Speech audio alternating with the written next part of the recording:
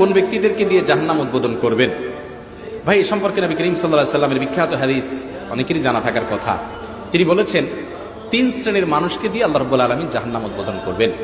তাদেরকে আগে জাহান্নামে দিয়ে শুরু করবেন, সবার আগে তারা জাহান্নামে যাবে। তাদের মধ্যে থেকে যেই 3 ব্যক্তির কথা হাদিসে আসছে, তারা সবাই কিন্তু দেখতে ভালো মানুষ, আসলে ভালো না।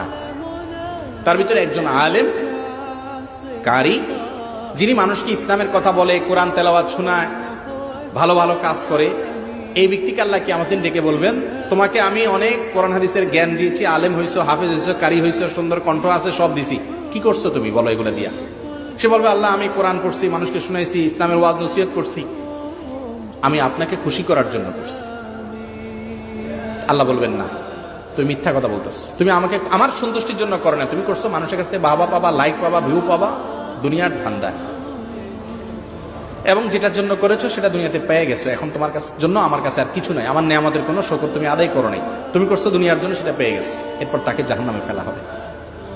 আর আরেক ব্যক্তিকে ডাকা হবে, ডেকে বলা হবে, তোমাকে আমি অনেক সম্পদ দিয়েছিলাম, কি করেছো?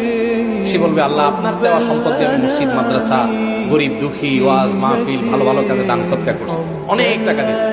আল্লাহ বলবেন, না, তুমি মিথ্যাবাদী, তুমি এগুলো এই জন্য করেছো যে সবাই তোমাকে বাহবা